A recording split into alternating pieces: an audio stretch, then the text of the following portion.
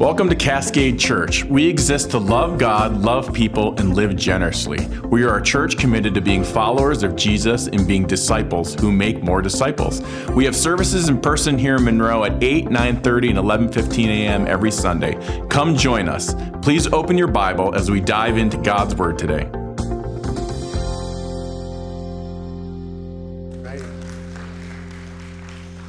All right, so exciting. How are we doing today, Cascade?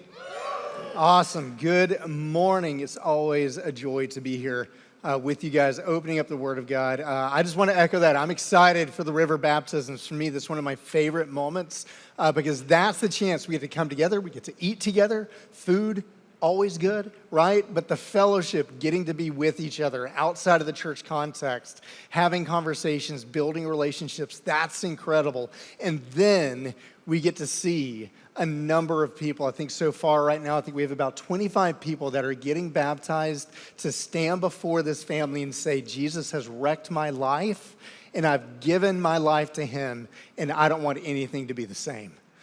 We get to see that declaration and then we get to come around those people and say, you're not alone. We're your family. We want to live life with you and we want to help be a part of discipling you in the ways of Jesus. It's an amazing time, so I hope you can come, but it also directly ties into what we've been studying, what it means to get off the road of folly, what we've been saved from, the foolishness of living life in a humanly way, but to shift into the way of the King.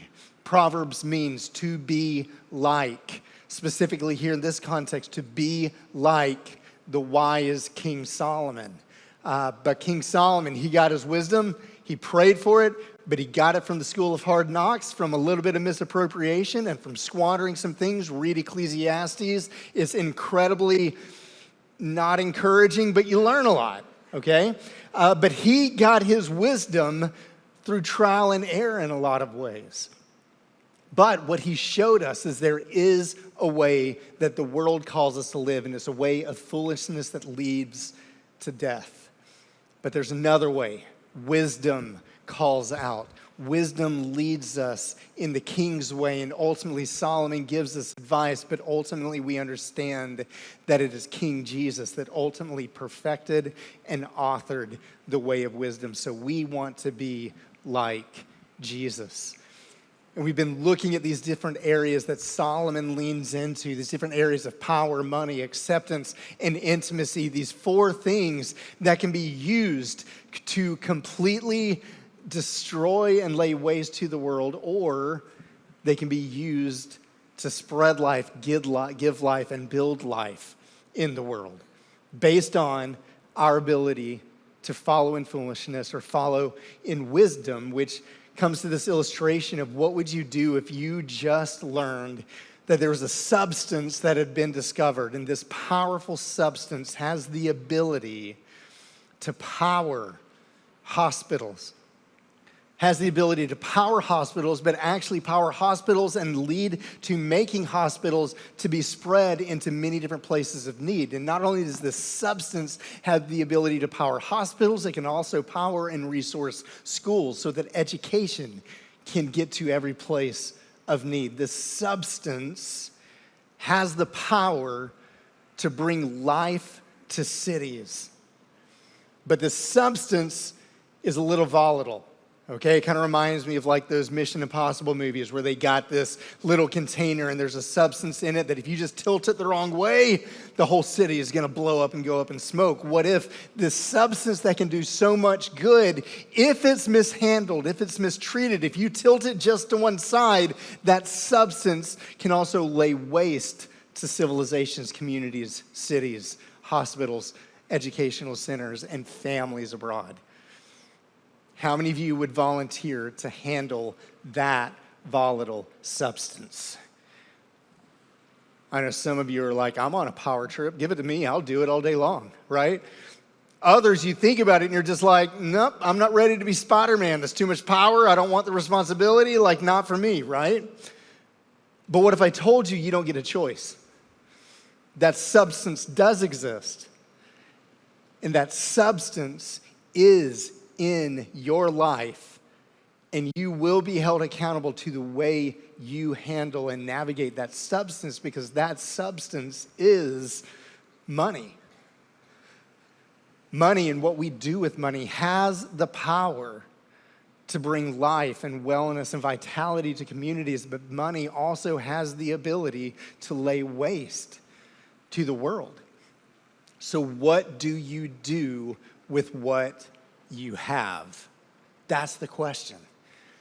And that's a question that's being filtered through the life and experience of King Solomon. King Solomon, known as the wealthiest, the richest, the most extravagant of all kings. I just recently read an article about this archaeological dig that is happening in the Mideast right now, where they feel like what was once considered to be an Egyptian mining facility, they've actually done some carbon dating and some more research, and they found that maybe the Egyptians were there, but most of the activity in the life found here is more representative of the time of David and Solomon. They're reconsidering maybe this does prove King Solomon's minds and the wealth and the greatness that King Solomon was renowned for. His clothes, his food, his meals, the extravagant lifestyle of his kingdom. King Solomon was famous for his wealth, but even he had to ask the question, what am I doing with all of this wealth?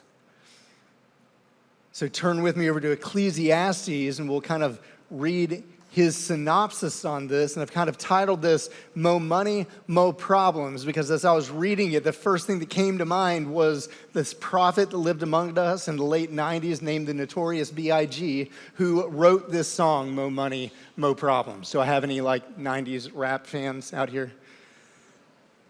No. All right. Well, okay, thank you. I'll hang with you too. Okay.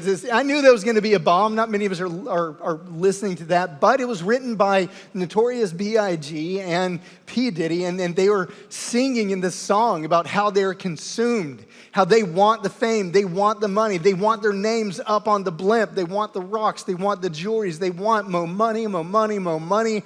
But the chorus of it reiterates, I don't know what they want from me, because the more money I see, the more problems I see. And that played out. The money led to a life that ended Notorious B.I.G.'s life, and right now, P. Diddy, Puff Daddy, Sean Combs, whatever his name is, he is on the run because his excess of money had led to more problems. More money, more problems, which is what we hear in King Solomon's words here. Listen to this. He who loves money will not be satisfied with money, nor he who loves wealth with his income. This also is vanity. When goods increase, they who have those goods increase who eat them. And what advantage has their own but to see them with his own eyes? Sweet is the sleep of the laborer who eats little or much, but the full stomach of the rich will not let him sleep. There's a grievous evil that I've seen under the sun. Riches were kept by their owner to his hurt, and those riches were lost, squandered, wasted in a bad venture. He is a father of a son, but he has nothing in his hand to give his son. As he came from his mother's womb, he shall go again naked as he came, and he shall take nothing for his toil that he may carry away in his hands. This also is a grievous evil. Just as he came, so shall he go. And what gain is there to him who toils from the wind? King Solomon was saying more money, more problems, the acquisition of wealth, holding on to wealth, making that your life ambition is a total waste for a person, but it's considered evil because it affects more than just the person. It's wasted in the person and it's wasted in the kingdom. So Solomon uses this collective wisdom that he has, and he goes back throughout the Proverbs, and we see sprinkled throughout it these bites of wisdom when it comes to what we do with wealth. What is the right mindset? What is the foolish mindset around wealth? And what is the wisdom, the wise understanding of how to use wealth? And what we're going to see is that Proverbs does what Proverbs has done. It comes straight at you with truth. It knocks out a couple of your teeth. It gives you gut punches. It kind of wrecks you for a moment to shake you to understand, wow, I didn't see that. But then it comes right back around and offers grace and wisdom and a better way to live. So let's look at these two different opinions, and we're going to shoot through some of this because it's a lot to take in, but we see that the foolish perspective with money is the most common perspective because our perspective when it comes to money typically starts with a consideration of our own life. That's at the top. And this is what he says in Proverbs 38:9. He says, remove far from me falsehood and lying. Give me neither poverty nor riches, because money affects the way I think, whether rich or poor. Listen, feed me with the food that is needed for me, lest I be full, lest I be rich, and in my richness, listen, deny you and say, who is the Lord? So the first thing he points to is the first thing that happens to you when you acquire wealth and you have abundance and excess. All of a sudden you're looking around and you're saying, who is the Lord? Who needs the Lord? I am the Lord. I am the Lord of my own shot. I'm going to call my own shots, the Lord of my own life. I am the Lord. Who needs Lord? And the convex of that, or lest I be poor and then steal and profane the name of my God. If we have an abundance, we reject God. We don't need God. If we have severe lack, we typically find ourselves in a place where we profane the name of God because we're doing whatever we can in our control just to make life happen. Money changes the way you think. And we see the scripture come alive on the global scale when you consider what wealth is and where wealth is going. Right now, if you study global wealth and how it's distributed throughout all of people, this is what you find.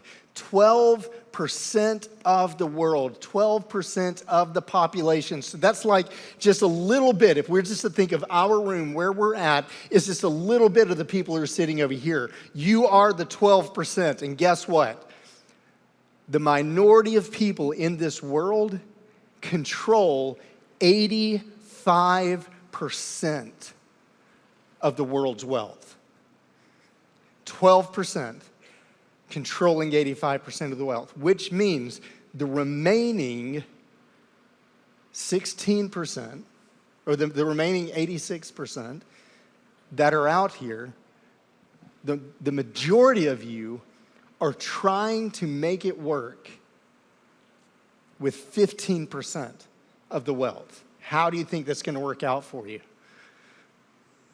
That's when you see the majority of the world is living in squander with barely enough to make ends meet, and they will do what this proverb says. They're going to just do what they have to do to survive. And then this 12% who has the majority of wealth, what we see happening predominantly by and large all over the world is you are the one saying, who needs the Lord? I am the Lord. And then just to kind of put it into perspective, all of you, the 86%, the 88%, look over here. What do you feel about these 12% that have 85% of the wealth? It's not a happy relationship, is it? You're struggling. They have excess. There's hardly any in between. That sets up the world to be at odds with each other. But then you ask the question, what is the 12% doing with this great abundance? Money can be used to do incredible things. So what are you doing with what you have? And just to cut to the chase, I want to make it clear. It's not just you that are the 12%. Here in America, we are the 12%. Okay, so hold on to that as we go through this. What are we doing with what we have? It's all about us. That's our mindset. I have the 85%. Who is God? I am living for me. There comes a moment where we graduate out of high school, we graduate out of our home, and we are looking at the world, and we have access to 85% of the wealth, and we have to ask the question, what am I going to do with my life? What is my life all about? I'm looking out there. What job do I need to make the money, to get the house, to have the family, and to enjoy the resources that I want for me? That is what we do with the 85%. Live for me, take care of my needs, assess life. What do I need to do to live to the standard of living that I want? That in itself sounds very normal. It's very natural for us to feel that way.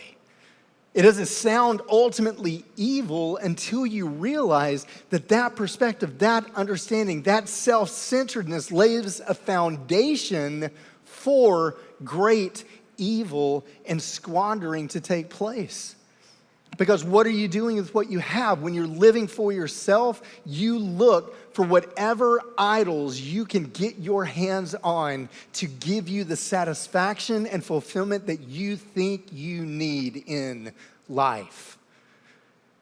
So that great wealth of 85% is by and large used to satisfy yourself on idols of the heart that you think will make you happy. But what we find is that there's limitations to wealth. There's limitations to what money can do. We see these idols and we start this vain pursuit to fill our lives with it. And then we pretty quickly realize that idols are horrible gods because they can't come through with what is actually important in life. Can money buy a house? Yes. Yes. But can money fill a house with a family of love? Money can't do that. When I used to work in Alpharetta, Georgia, one of the wealthiest places of Georgia, we saw this. We saw these families, these moms and these dads working hard to have these great mansions, these great resources, rooms filled with entertainment, games, movie centers, all of the things. But the mom and dad were absent, feeling abandoned from each other because their pursuits were all about the business, and the children were left at home without parents, just thinking like, wow, it's a lot of toys, but I don't have a mom, I don't have a dad, there's not a family. Money can buy a house. It can open up square footage, but it cannot fill the house with true happiness. Can money buy food? Yes. Thank you. Love food. Let's get food on that table. But can money surround that table with fellowship? That it cannot do.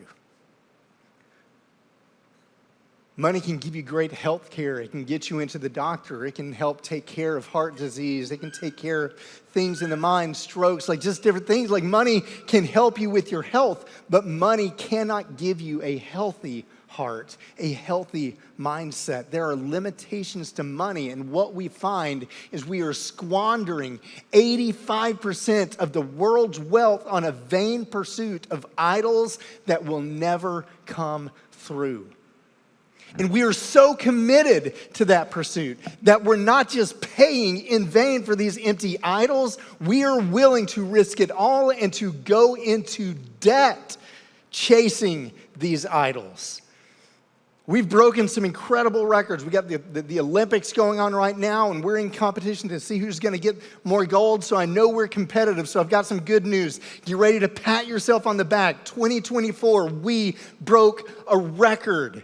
Now, right now in 2024, our national debt for the household is $17 trillion, the highest it's ever been. Way to go, guys. We did it. $17 trillion in debt. which breaks down, you drive through the Frylands and you look at every home, the average household debt is at least $104,000. Get your mind around this. 12% who have 85% of the wealth that could be used to help change the world. Instead, it's being wasted on empty idols, and we are being enslaved to our debts. We see this coming through. I just read this article by the American Bankruptcy Institute that says this: 15% of NFL players file for bankruptcy within a year of retiring. They cited an article from Sports Illustrated that reported 78% of NFL players and 60% of NBA players are in serious financial hardships. Do you know what it is for the MLB, for the Major League Baseball? They didn't report because nobody cares about it. Nobody cares about baseball anymore, right? But we do know that with baseball and with football, by and large, the majority of our athletes that have access to more wealth than we could ever dream of having are strapped in financial hardship and headed for bankruptcy. What are we doing with what we have? Unless we get too judgmental, what the studies are showing is that those of us who are older in this generation right now that are moving towards retirement are not able retirement for the debt we are carrying. What are we doing, old people? Well, what are we doing, young people? Because the same study points out the fact that millennials and young adults are acquiring and taking on more debt than any other generation before and paying it off slower than any other debt.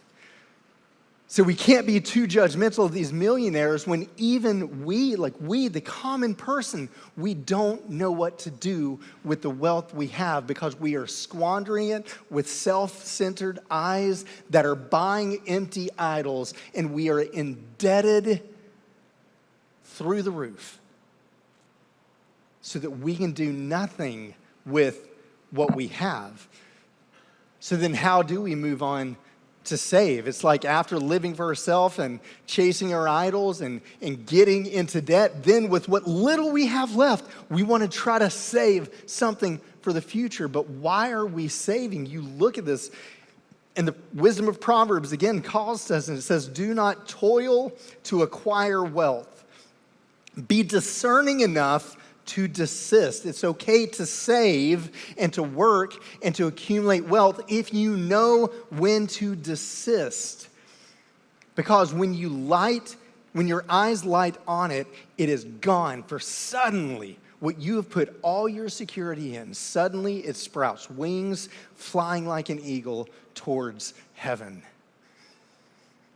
So hear me, I'm going to qualify this a little bit later. I'm not saying that it's wrong to save. But what's your motivation for saving? And what kind of an idol has your saving become? For many of us, our saving is our security. If we can save enough, we can feel secure in the present. If we save enough, we can feel secure in the future. But I think if we've seen anything in recent American history, there's not a lot of security in our savings. So you are setting your heart up for anxiety and disappointment. This became real to the nation and for me as my family in 2008. We were doing ministry in Florida, and probably I think around 2006, we finally followed the advice given to us that it was a waste of money to rent. We needed to grow up and buy a house, own property, because there's no greater investment than owning property. Do you remember when people actually believed that? It was before 2008, because in 2008, we had to relocate because of ministry changes to Georgia, and we had to sell the house that we bought. And like so many people in 2008, when we sold, we went in debt because everything was upside down. There was no security in equity.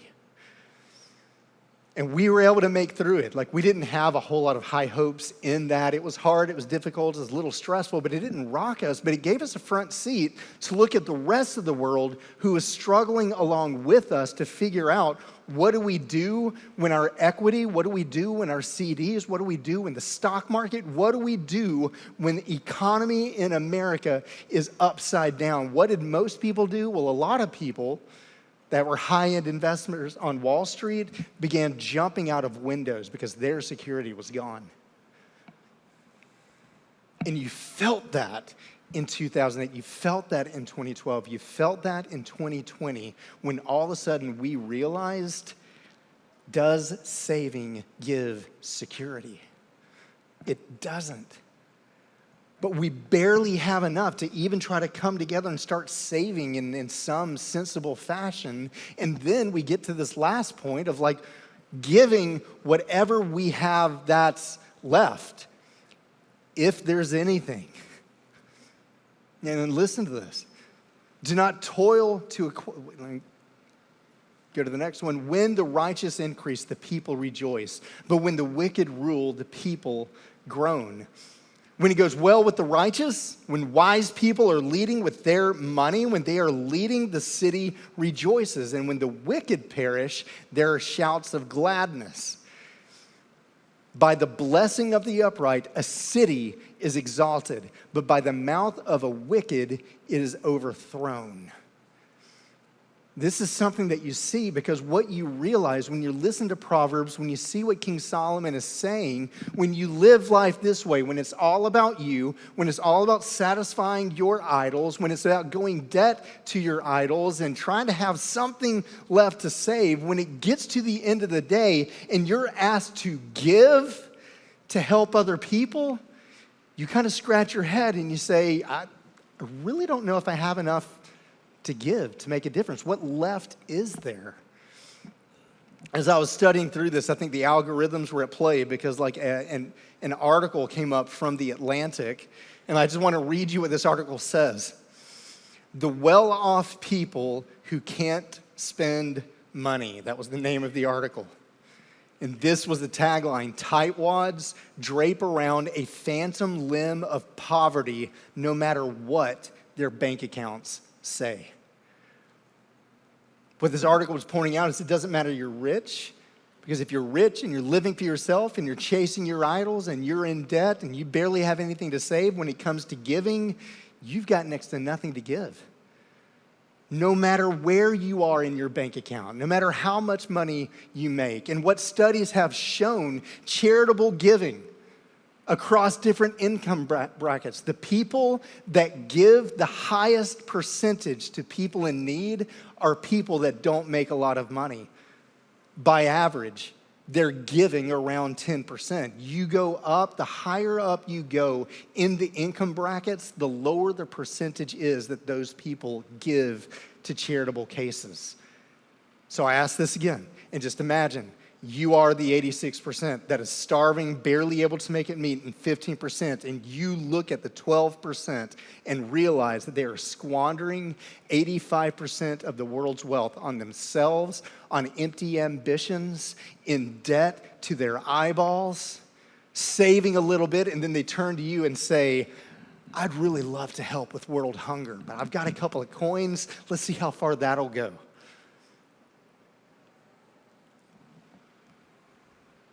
That sets us up to be at odds with each other, doesn't it? And that's why King Solomon declares there is a great evil in this world. Can you imagine anything more evil than the few squandering the majority of the wealth and money while the majority of the world sits in need? That is the way of the fool. And Proverbs comes at us hard, knocks us in the stomach, like changes the way we look at the world, wakes us up, and then says, there's the truth. But then the voice of wisdom comes in and says, there is a better way to live. Instead of living for yourself, wisdom turns everything upside down. And over here, stewarding your life, you recognize you are not the owner of your life. You are not the owner of your money. You are the steward of the life that God has given you. And you are the steward of the money, no matter how much or how little. You are the steward of the money that God has given you. Because life is not about you. And wisdom calls out in Proverbs chapter 8 and says, listen to wisdom. It changes everything. It turns everything upside down, but it is everything your soul has been looking for. It reconciles all of our life, and it points to this truth that our financial instability, our financial brokenness is directly connected to our spiritual brokenness. And when our spirits are reconciled by the grace of Jesus, our life is reconciled and even our finances are reconciled. And this is what it looks like when you turn it upside down and realize it's not about your life. The first thing that Proverbs asks you to do is to start with trusting in who God is and who you are before God. I love this Proverbs. Proverbs chapter 3 says this, let not steadfast love and faithfulness forsake you. Those two key characteristics of who God is. Don't let go. Don't lose sight of those things. Bind them around your neck. Write them on the tablet of your heart so that you find favor and good success in the sight of God and man. Trust the Lord with all your heart, and do not lean on your own understanding. In all your ways acknowledge him, and he will make straight your path. It starts with trust, recognizing life is not about you. Life ultimately is about God, and you are a steward before God. And if you recognize that God, the creator of all things, the possessor of all things, even all wealth, that God is your father and you are his child. When you know who God is, it does something amazing. It creates trust in your heart. And I love the way Jesus had so much to say about finances. And whether it was in the Sermon on the Mount when he was talking to his disciples, or when he was talking to the rich young ruler, or when he was talking to Zacchaeus, or in Luke chapter 12, when he's talking to this man that's worried about the inheritance, Jesus has financial advice. And the first thing that Jesus says is, let's reframe everything. The first thing I want you to do financially is seek God first and learn to trust. I love the way he settles our heart. He looks at us and even calls back to Solomon. Consider Solomon, consider his great kingdom, consider his nice clothes, his lavish living. It's nothing compared to the lilies of the field and the beauty that is created there. These are dressed more finely than King Solomon. Consider the birds flying in the air, tweeting, singing their happy songs with not a lick of anxiety, not a lick of dread, not a lick of care of what's coming tomorrow, because they know they will be cared for. Don't worry about your food. Don't worry about your clothing, because God is your Father. Won't he take care of you? You're his child. So it's your job to stand before your Father and open your hands and say, I trust you. I'm letting go of my idols. I'm letting go of my false pursuits. I'm letting go of being in charge. I trust you to be my Father and for me to be your child. Listen to Jesus' words. I can't remember the last time. Actually, it's never happened. When I woke up and sat around the breakfast table with my kids, and my daughter and my sons looked at me and said, Dad, is today the day that we're going to starve to death? They've never asked me that question. Thankfully. Because they know mom and dad are doing what we need to do. They know that mom and dad love and care for them. So their job is to sit at the table and just trust. Be free to let go of anxieties. And that's what Jesus is calling us to.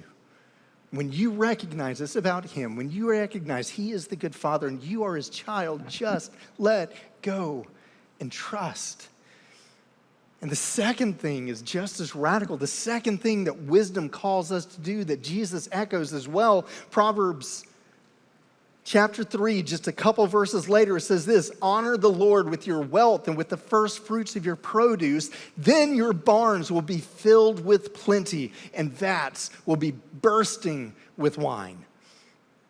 Proverbs says the first thing you do financially is trust God. The next thing you do financially is give away. What? But look at what it promises. You give away, and I promise you, your storehouse will be full, because I will take care of you. Now, I know that's a dangerous verse because there's been a lot of pastors, a lot of preachers, a lot of TV evangelists, a lot of people that have misused that. And I was actually a little nervous about this point, especially since just in a couple of minutes, we're going to be taking tithe, okay? So just want to let you know straight up the bat, we're not taking that tithe so I can buy a watch, so we can go on some incredible vacation. But that can be the perception, especially many of you who are new here. What kind of church is this? You know, I want to go I'm going to look inside. I want to pull back the curtain. Well, let me pull back the curtain a little bit. We've been around since 1997. And we have a proven track record of not a single pastor getting rich. Okay? We're not that church. We never have been. You can talk to any of us. We live very modest lives because we want to practice what we preach. You know, so first I want to say that so that you can have some level of comfort. I'm not after your money. And I don't think Jesus is either. But we do something with our money when we understand who God is and what he's called us to do. So we model this, even us on staff. We do something really weird. When we get our paycheck, the first thing we do as staff is give money back to the church. We tithe, which, yeah, that sounds like what we're supposed to do. But do you do that with your business? You get your paycheck from Lowe's, and the first thing you do is give 20%, 10% back to Lowe's. They would be like, wait, what are you doing? But that's what we do. Because we want to practice what we preach, the first thing we want to do is give. And one of the reasons we feel free to do that is because our church, not just our staff, but our church has modeled this very thing, that we trust God. And the first thing we do as a church is give away. Before we do paychecks, before we take care of ministries, before we do anything in-house, the first thing we do is carve off money to give away because we want to practice what we preach. Go out here before you leave. That's what this board is over here in this hallway. It shows how we give here, near and far. The first thing we do before we do anything else is we give here in town because we want to impact the needs in Monroe. So we give away the first of what we have, the first fruits, to go into the city of Monroe. And then we give near with the church plants, which is another crazy thing. We've planted churches, but guess how much money we make off of the churches we've planted? Nothing. We actually continue giving to those church plants because we believe Washington needs more healthy churches. And then we've got these missionaries, these crazy missionaries that are giving their lives to go to the most difficult places to live and reach people for the gospel of Jesus Christ. Two of them are here with us today. Brad and Pam, would you stand up? This is the Siders. They are here with us. They're here with us because of your generosity. And they live in Spain, and they bring people from all over the world that live in closed areas, mostly ruled by Muslims. And they bring them to Spain. They pour into them. They disciple them. They love them. And then they send them back to be change agents in places where no one else can go and live. We give first. Now I know it's hard to trust Jesus and then to give first. But imagine how good it will feel when the first thing you do is carve off, give away, and know my money mattered. The money I earned, the money I gave away immediately went to changing the world for Jesus Christ. It immediately went from the 85% into a place of need. Don't you want to feel that? That's what God calls us to. Trust Him, give, and then worry about saving and living and stewarding your life, living modestly so you can make room for more giving and kingdom work, which is something Jesus modeled. But in Proverbs, this is how we read it in chapter 8, verse 15 and 18 through 21. It says this, by me, kings reign and rulers decree what is just. Riches and honor are with me, enduring wealth and righteousness. My fruit is better than gold, even fine gold, and my yield better than choice silver. I walk in the way of righteousness and the paths of justice, granting inheritance to those who love me and filling their treasuries. I love this. When Solomon said, if you can get to the point of stewarding your life, recognizing that the excess that you have, you don't need to waste it all on your living. Live modestly and you will be more content. Live modestly and the relationships around you will be more valuable than gold and silver. All of those things you've been looking for in your idols will be found in the contentment of living modestly and seeing what is really important and valuable in life. And he says, then, not only will you feel contentment, but then you will look around and you will recognize that you have made maximum room for kingdom impact. Your life, your money, you are involved with the purpose that matters, the kingdom of God. This is what Jesus modeled. You study Jesus' life, and one of the things that you find is that Jesus actually, he had money. He was born into kind of a middle-class family, a carpenter family. They didn't live the worst life in the world, but to match that, when Jesus was born, he was greeted by 3 wise men that just dumped treasure on him: gold, frankincense, and myrrh. Now think about that. Some people say that that was enough money for them to be able to use to escape into Egypt and then probably come back to where they wanted to live, needed to live, and that money was enough to keep their family going. Some people say it would have accounted as millions of dollars. I don't know if I'd go that far, but Jesus had money.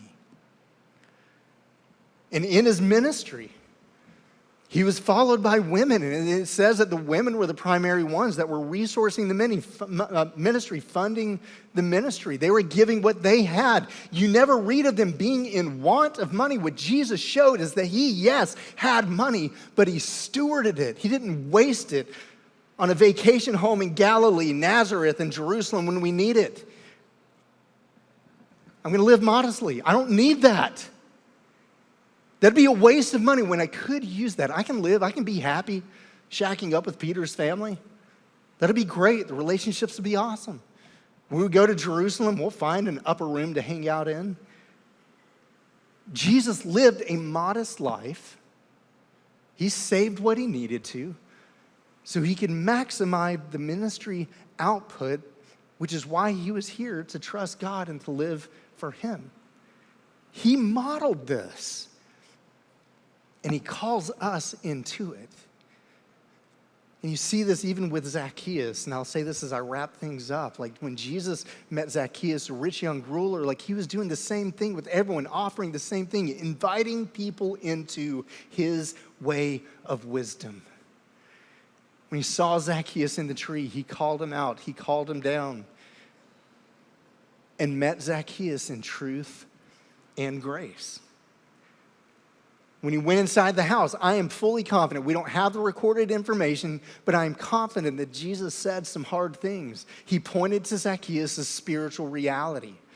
That Zacchaeus, you're living for yourself, you're spiritually bankrupt, enslaved to sin, and that is why your life and everyone's life around you is a complete wreck. That's the truth. But Zacchaeus, I am come to call you out of that life, to call you out of the tree. I've come to reconcile your debt with my grace. I've forgiven you. I've accepted you. I've loved you. I have set you free from your idols. Zacchaeus, you're free. Zacchaeus stepped out of that house, a different person whose life had been reconciled and redeemed. And his first response, paying all the debt back. I'm setting people free. I'm using my money to give to the poor. I'm giving it all away because Jesus has given me grace. And I want to live life in the way of the King. That is how our spiritual condition is connected to our financial response. Can you hear Jesus' words to all of us when he says this, fear not, my little flock, for it is your Father's good pleasure to give you the kingdom. Trust me. Trust me. So sell your possessions. Give to the needy. It's going to blow your mind. It's going to set you alive. Provide yourselves with money bags, just not money bags that don't grow old. Know when to save, know when to hold it in balance, but know how to use it for the purpose of the ministry of the kingdom of God, with treasures in heaven that do not fail. For where your treasure is, there your heart will be also. I want to invite the ushers down as we prayerfully consider, Jesus, what are you saying to us as we turn our understanding upside down? But know this, Jesus is not after your money or your treasure. We're not after your money or your treasure. Jesus is after your heart. To reconcile your heart from being in debt and enslaved to free through his grace for the purpose that he's created you for. He wants your heart. And when he gets your heart, he will use you to reconcile the problems that we have in the world. Can you imagine what our church, our city, our state, our world would look like if we trusted Jesus, gave, and lived modestly in contentment and joy in life? Jesus, please turn our hearts upside down as we follow your way of wisdom and find the life that you've created us for.